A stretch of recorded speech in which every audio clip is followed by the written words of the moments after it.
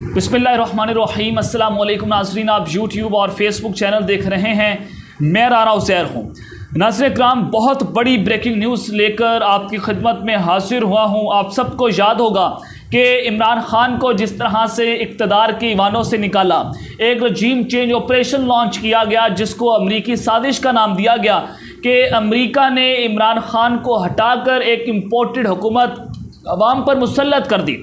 तो उस सब के बाद ये रजीम चेंज ऑपरेशन जो है वो रुक नहीं पा रहा, बल्कि वो रजीम चेंज अभी ख़त्म ही नहीं हुई थी तो एक और ऑपरेशन जो है उसको लॉन्च कर दिया गया है जिसका नाम रजीम चेंज ऑपरेशन 2 है या सीज़न 2 लॉन्च कर दिया गया है।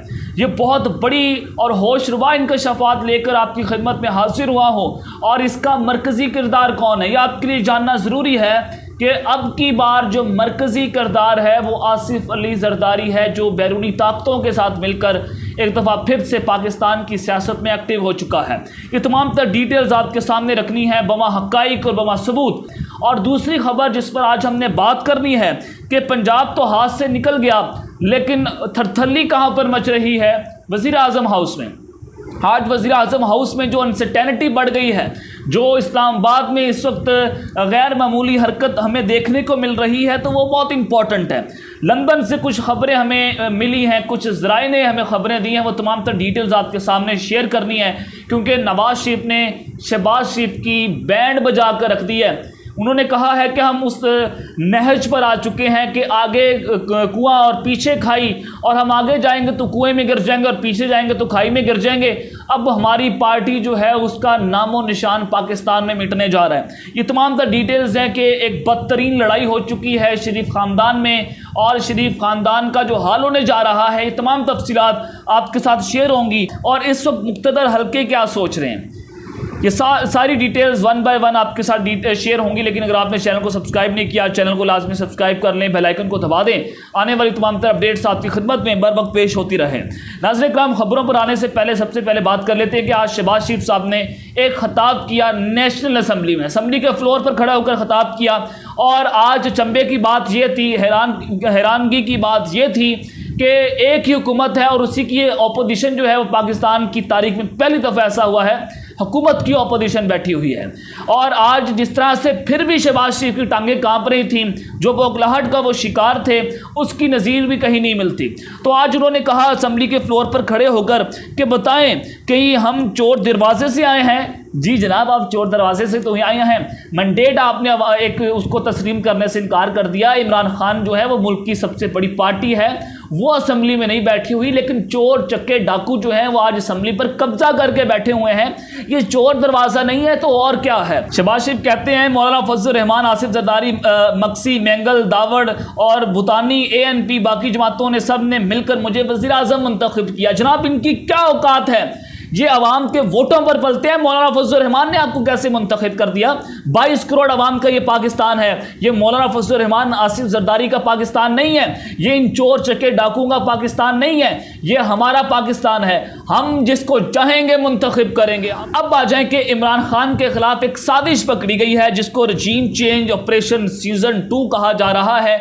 ये बहुत ख़तरनाक और घिनौनी चाल है जिसका मरकज़ी किरदार आसिफ अली जरदारी है। आपको याद होगा कि चौधरी शुजात साहब से आसिफ जरदारी ने पंजाब की हालिया सूरत हाल पर गुफ्तगू की और बड़ी मीटिंग्स होती रहीं और रात के 5-5 घंटे उनके घर में बैठे रहे और आसिफ जरदारी ने ही चौधरी शुजात पर दबाव डालकर एक लेटर लिखवाया जिसके तहत जो डिप्टी स्पीकर हैं दोस्त मज़ारी, उन्होंने एक गैर आइनी रूलिंग दी जिसको कल सुप्रीम कोर्ट ऑफ पाकिस्तान ने गैर आइनी करार दे दिया, मुअत्तल कर दिया, कल अदम करार दे दिया। और आज परवेज़ इलाही जो हैं वो वज़ीर आला पंजाब बन चुके हैं।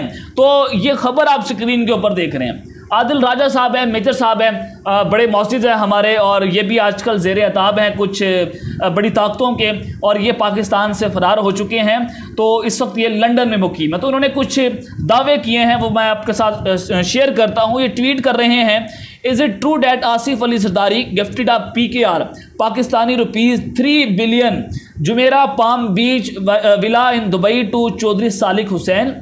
If true, will he return it under current circumstances or become part of another conspiracy to dethrone his uncle Pervez Ilahi? और अगली ट्वीट में ये कहते हैं कि माई sources claim 3 billion has been paid by Asif Ali Zardari separately, and Jumeirah Palm Beach villa worth 25 million dirham on a top of that to Chaudhry Salik Hussain. Is it true? Will he return it or utilized by Zardari for future horse trading? Monas Ilahi साहब, can you confirm please? मैं आपको ये बताता हूँ, ये जो English में उन्होंने ट्वीट किया है कि आसिफ अली ज़रदारी ने 3 बिलियन अलग से सालिक हुसैन को दिए हैं, जो चौधरी शुजात की जो है उनके ग्रुप का हिस्सा हैं। ये 3 बिलियन इस वजह से दिए क्योंकि जो लेटर लिखवाया गया था और परवेज़ इलाही जो है उनको 10 वार्ड मुस्तरद हो गए थे, लेकिन फिर वो अदालत ने जिस तरह से उस रूलिंग को कलअदम करार दे दिया तो उनका ये ऑपरेशन नाकाम हो गया। लेकिन ये ऑपरेशन जारी रहेगा कैसे, आगे सुनना है आपने। और जो जुमेरा पाम बीच है दुबई में ये है, वो भी चौधरी सालिक हुसैन को गिफ्ट में दिया, जो ये साजिश का हिस्सा बने इमरान खान के खिलाफ। और अंडर सर्कमस्टांसेस ये जो चौधरी सालिक हुसैन को दे दिया गया है, क्योंकि अब तो परवेज़ इलाही आ गए हैं, साजिश अदालतों ने नाकाम कर दी है, तो उस सब के बाद क्या चौधरी सालिक जो है वो ये 3 बिलियन और 25 मिलियन का जो जुमेरा पाम बीच है क्या ये वापस कर देंगे? और अनदर कॉन्स्पिरेसी, क्या ये परवेज़ इलाही के खिलाफ इस्तेमाल होगा कि उनकी हुकूमत को गिरा दिया जाए, उनका तख्ता उलट दिया जाए, या फिर आगे इमरान खान के खिलाफ ये मजीद इस्तेमाल किया जाएगा हॉर्स ट्रेडिंग के लिए? ये एक बहुत बड़ा इंकशाफ जो है वो आदिल राजा की जानिब से सामने आया है कि एक रजीम चेंज ऑपरेशन सीजन 2 लॉन्च कर दिया गया है। आसिफ अली ज़रदारी को ये पैसा कहाँ से आ रहा है, कौन इनको इतनी फंडिंग कर रहा है, बड़े बड़े बीचों के लिए इतना पैसा कौन दे रहा है, ये सवालिया निशान है कि बैरूनी कुव्वतों के साथ मिलकर पाकिस्तान में एक और रजीम चेंज ऑपरेशन सीजन 2 लॉन्च कर दिया गया है कि अब दोबारा से ये ज़मीरों की मंडियां लगाएंगे, सियासतदानों की मंडियां लगाएंगे, जो अनफॉर्चुनेटली पाकिस्तान में तो हम सियासतदानों की मंडियां देखते हैं, लेकिन हमारे यहाँ तो होता यह है कि जानवरों की मंडियां लगती हैं। तो ये जानवरों से भी बदतर है कि अल्लाह ताला ने इनको अशरफुल मखलूकात बनाया, लेकिन ये अपनी ज़मीरों की मंडियां चौक चौराहों में लगा रहे हैं और अवामी मैंडेट को जिस तरह से ये तहस नहस कर रहे हैं, ये पाकिस्तान की तारीख में, हमारी जमहूरियत की तारीख में हमने कभी नहीं देखा। तो नाज़रीन इकराम, इस वक्त मुल्क में संगीन बहरान पैदा करने की आसिफ ज़रदारी कोशिश कर रहे हैं। इसकी एक बड़ी वजह तो ये है कि इनके इदारों के साथ बड़े अच्छे ताल्लुकात हैं मुक़्तदर हल्कों के साथ। दूसरा ये कि बिलावल भुट्टो को ये वज़ीर आज़म बनाना चाहते हैं, और वज़ीर आज़म बनाने के लिए जो सबसे बड़ा प्लान है कि पंजाब में किसी ना किसी तरीके से डाका डालना है, पंजाब पर हमला करना है, पंजाब पर चढ़ाई करनी है आसिफ अली ज़रदारी साहब ने। और पंजाब में ही अगर ये हुकूमत बना पाएंगे तो सेंटर में हुकूमत बनेगी, अदरवाइज इनकी हुकूमत नहीं बन पाएगी। और यहाँ पर तो इनके पास कैंडिडेट्स मौजूद नहीं हैं। तो जनरल बाजवा भी बिलावल भुट्टो के बड़े दिलदादा हैं, वो भी इनको वज़ीर आज़म देखना चाहते हैं, हमारे ज़राए हमें बताते रहते हैं। तो अब ये एक गेम प्लान है कि बिलावल भुट्टो को आप अगला वज़ीर आज़म बनाना है। लेकिन इमरान खान खुद एक इस्टेब्लिशमेंट है, खुद उनके पास एक 22 करोड़ आवाम की इस्टेब्लिशमेंट है और फैसले की डोरें उनके हाथ में है। उनको आप बाईपास करके पाकिस्तान में अब कुछ नहीं कर सकते।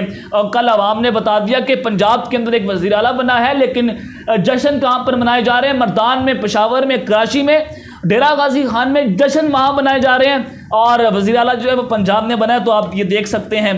तो अगली खबर जो है वो आप स्क्रीन के ऊपर देखेंगे, ये बड़ी इंपॉर्टेंट है कि वफाकी काबीना ने जो आज बड़ा डाका डाला है, वफाकी काबीना का अदालत के अज़ खुद नोटिस लेने के कानून में तरमीम का फैसला कर दिया है, और अदालत के बेंच तश्कील देने के इख्तियारात से मुतल्लिक भी कानून साजी की जाएगी। अब कानून साजी होगी कि अदालत के बेंच किस तरह से तश्कील देना है, कैसे अब इसमें सियासतदानों का रसूख बनाया जाएगा। ये शरीफ खानदान का वतीरा रहा है कि अपने मनपसंद फैसले, जैसे शहबाज शरीफ की कॉल लिखी हुई थी जस्टिस क़य्यूम के साथ कि अब कॉल के ऊपर ये फैसला लिखवा रहे थे, तो बिल्कुल उसी तरह अब कॉल के ऊपर बेंच कैसे तश्कील देना है, अब उस तरह से कानून साजी होगी और अदालत के आज खुद नोटिस लेने के ऊपर कानून में तरमीम का फैसला किया जाएगा। पहले भी इन्होंने इदारों पर कीचड़ उछाला, पहले भी इदारों के ऊपर इन्होंने अपने लोग बिठाए, तो अब भी ये इनका फौज से मसला क्या था? ये फौज को बनाना चाहते थे पंजाब पुलिस, अपनी मनपसंद तकर्रियां करना चाहते थे। यही लड़ाई थी नवाज शरीफ की, जिसकी वजह से ये कहते थे कि मुझे क्यों निकाला, तो इनको इस वजह से निकाला था। तो अब आ जाएं कि लंदन से जो कुछ गर्मा गर्म हमें खबरें मौसूल हो रही हैं, नवाज शरीफ की आपस में, शहबाज शरीफ की आपस में कुछ लड़ाइयाँ हुई हैं। तो स्क्रीन के ऊपर आप ये खबर देख सकते हैं कि नवाज शरीफ ने मुल्क में कबल अज़ वक्त इंतखाबात की हिमायत कर दी है। जियो न्यूज़ की रिपोर्ट के मुताबिक नवाज शरीफ ने पार्टी की सीनियर क़यादत से मरकज़ में हुकूमत छोड़ने के ऑप्शन पर बात की। अब यहां पर बड़ा अहम सवाल उठ रहा है कि नवाज शरीफ ने शहबाज शरीफ समेत आला रहनुमाओं और पीडीएम से भी कई बार इस बात पर बात कर चुके हैं, लेकिन रिपोर्ट के मुताबिक नवाज शरीफ ने मशवरा दिया कि हुकूमत में मजीद रहना मसाइल को हल करने की बजाय मजीद मसाइल पैदा करने का इंदिया दिया है, जबकि रियासती इदारों से हकीकी हमायत हासिल होनी चाहिए। रिपोर्ट के मुताबिक आसिफ जरदारी और मौलाना फजलुर रहमान समेत पीडीएम रहनुमाओं ने अब तक हुकूमत छोड़ने की तजवीज़ पर मुखालफत की है, लेकिन परवेज़ इलाही को पंजाब का वज़ीर आला बनाने के सुप्रीम कोर्ट के फैसले से इसके इम्कान जो हैं वो दिखाई दे रहे हैं। अब उस सद के बाद शहबाज शरीफ जो हैं वो असम्बली तहलील नहीं कर रहे, नवाज शरीफ बार बार उन पर दबाव डाली जा रहे हैं, लेकिन उस सद के बाद अभी जो कश्ती बीच मंझधार में फंस चुकी है कि इस वक्त पीडीएम की जमातों की हालत इस कदर पतली हो चुकी है कि अगर ये इंतखाबात में जाते हैं तो इमरान खान इस कदर पॉपुलर हैं, अवाम उनको वोट देगी, इमरान खान क्लीन स्वीप करेगा, वो 2/3 अक्सरियत के साथ पार्लियामेंट में आएगा, फिर इनकी जो मंजी ठुकेगी फिर वो पूरी आवाम देखेगी। अब यहाँ से ये इलेक्शन हारते हुए नजर आ रहे हैं, लेकिन अगर ये इलेक्शन बिलफर्ज 1-1.5 साल बाद करवाते हैं, 2023 में करवाते हैं, तो उस वक्त तक इतने गंदे हो जाएंगे जो नवाज शरीफ इनको बार बार कह रहे हैं, तो इमरान खान इनको इतना एक्सपोज कर देगा कि ये अवाम में जाने के काबिल नहीं रहेंगे। उस वक्त तो इमरान खान का सियासी फ़ायदा है। तो इमरान खान ने ऐसे कार्ड खेले हैं जिसके बाद इनकी कश्ती जो है वो बीच मंझधार में फंस चुकी है, आगे कुआं और पीछे खाई। तो अब तक के लिए इतना ख्याल रखिएगा। इस चैनल का भी अपने लाजमी ख्याल रखना है। अल्लाह निगहबान। पाकिस्तान जिंदाबाद।